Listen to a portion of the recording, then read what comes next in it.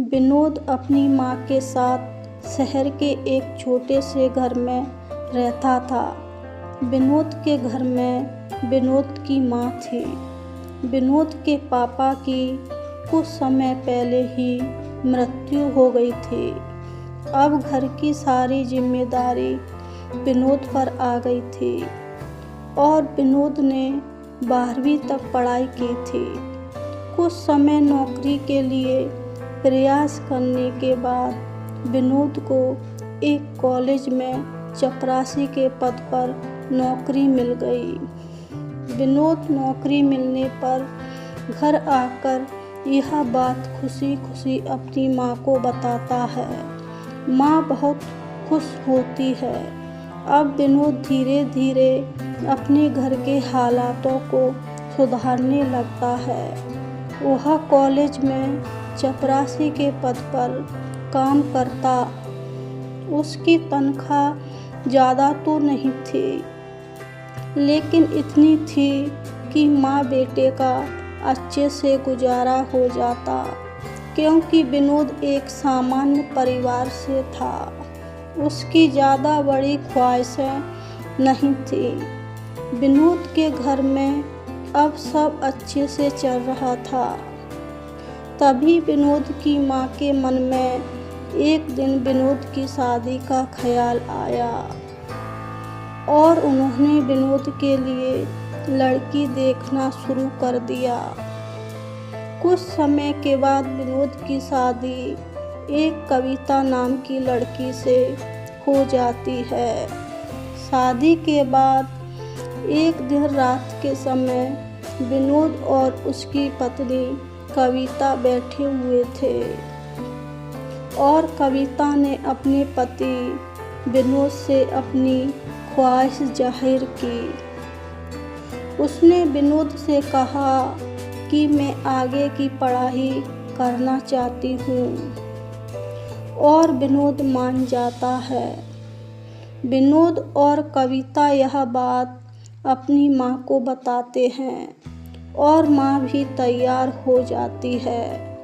अब विनोद कुछ पैसे इकट्ठा करके अपनी पत्नी कविता का एडमिशन उस कॉलेज में करवाता है जहाँ पर विनोद चपरासी के पद पर काम करता था। अब कविता का एडमिशन हो जाता है और कविता कॉलेज जाना शुरू कर देती है और कविता की सास घर के काम कर लेती है। इस तरह से सब ठीक चल रहा था। अब शादी के 2 साल बाद विनोद के यहाँ एक प्यारी सी बेटी होती है और घर में सब लोग खुशी मना रहे होते हैं।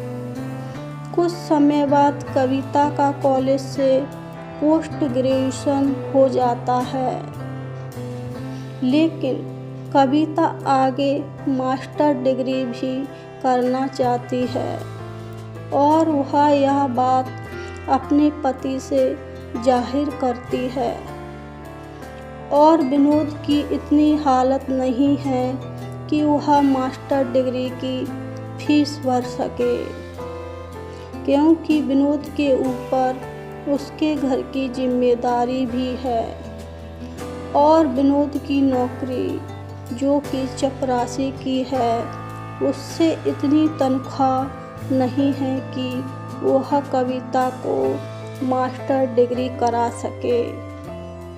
लेकिन कविता जिद करने लगती है और विनोद की माँ विनोद तैयार हो जाते हैं। विनोद अपने गांव की जो 1 बीघा ज़मीन है उसको बेच देता है और कविता का एडमिशन मास्टर डिग्री के लिए हो जाता है। कुछ समय बाद कविता की मास्टर डिग्री हो जाती है और कविता की नौकरी उसी कॉलेज में प्रोफेसर के पद पर लग जाती है। अब कविता एक गाड़ी भी ले लेती है और वह कॉलेज पढ़ने जाने लगती है और विनोद अपनी उसी टूटी फूटी साइकिल से उसी कॉलेज में चपरासी का काम करने के लिए जाता है। अब कविता को विनोद से नफरत होने लगती है। कविता विनोद के कॉलेज में चपरासी के पद पर काम करने से लज्जा महसूस करने लगती है और वह सभी प्रोफेसर के सामने विनोद के चपरासी पद पर काम करने से शर्म महसूस करने लगती है। अब धीरे धीरे समय बदलता है। कविता विनोद से दूरियां बनाने लगती है और विनोद यह सब महसूस करता है। धीरे धीरे विनोद और कविता के बीच लड़ाई झगड़ा भी होने लगे और कविता एक दिन घर छोड़कर कॉलेज में उस सरकारी क्वार्टर में चली जाती है, उसमें रहने लगती है। कविता एक दिन घर आती है और अपनी बेटी को साथ ले जाने की जिद करती है, जो कि विनोद और अपनी दादी के पास ही रहती है। जब कविता अपनी बेटी को ले जाती है तो वह नहीं जाती, वह दादी दादी कर चिल्लाने लगती है और कविता परेशान होकर उसे वहीं छोड़ जाती है। एक दिन विनोद की माँ विनोद की बेटी, जिसका नाम रूही है, को समझाती है और उसकी माँ कविता के पास छोड़ आती है। अब कुछ समय इसी तरह बीत जाता है और एक दिन विनोद की माँ मार्केट में सब्जी खरीद रही थी।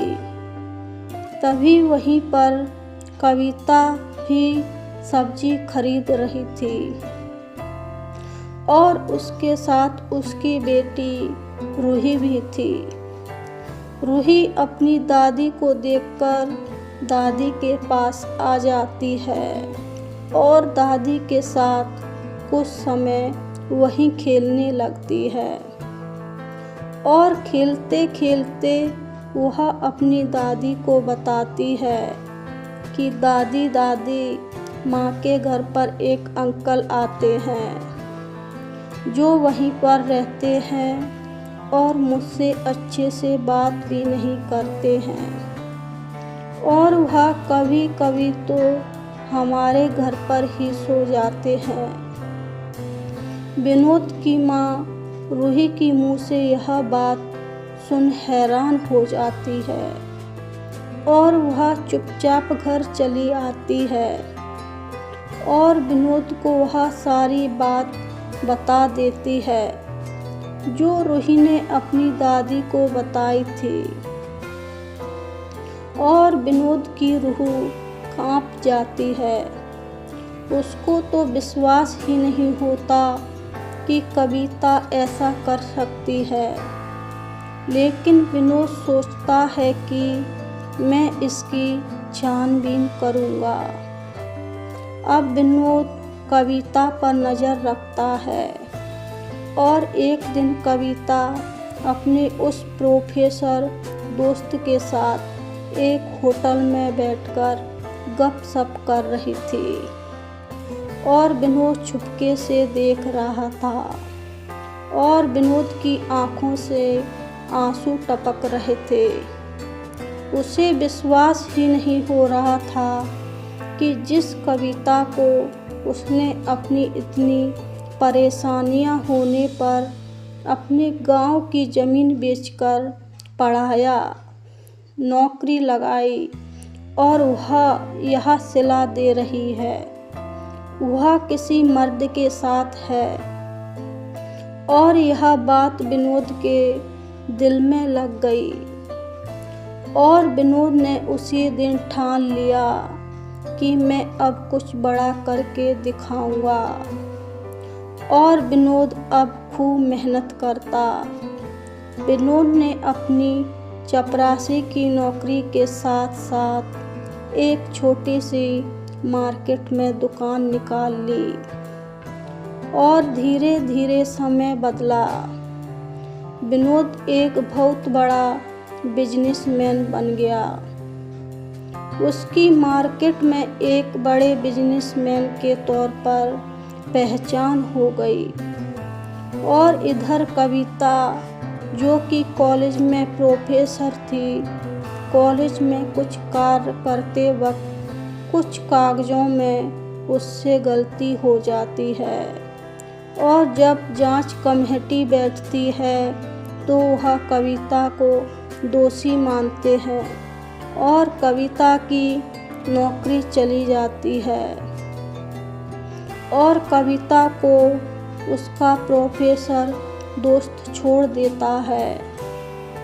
कविता की हालत बहुत बुरी हो जाती है और उसकी एक दिन मार्केट में अपनी सास से मुलाकात होती है और वह अपनी सास से माफ़ी मांगती है, लेकिन उसकी सास उसे माफ़ नहीं करती है। और एक दिन कविता विनोद के घर ही चली आती है, जो कि अब उसका घर एक बहुत बड़ी कोठी में बदल गया और विनोद और उसकी माँ बच्ची रूही घर पर थे और कविता आकर विनोद से माफ़ी मांगती है, लेकिन विनोद उसे माफ़ नहीं करता। अब कविता के पास कोई और उपाय नहीं था। वह जाए तो जाए कहाँ। कविता वहीं विनोद के घर के बाहर बैठ जाती है और वहाँ कुछ दिनों तक वहीं भूखी प्यासी बैठी रहती है और अंत में विनोद को कविता पर दया आ जाती है और वह खुशी खुशी कविता को अपना लेता है और कविता को अपनी गलती का एहसास होता है। वह अपनी सास के चरणों में गिरती है और अपने पति से भी बार बार हाथ जोड़कर माफ़ी मांगती है। अब विनोद और कविता अपनी बेटी रूही के साथ खुशी खुशी का जीवन बिता रहे हैं और विनोद एक बहुत बड़ा बिजनेसमैन बन चुका है। ठुकरा के मेरा प्यार इंतकाम तू देखेगी। हम आशा करते हैं कि आपको हमारी वीडियो पसंद आई होगी। वीडियो को एक लाइक ज़रूर करें, जिससे हमें आगे के लिए मोटिवेशन मिलता है और हम आपके लिए इस तरह की वीडियो लाते रहेंगे।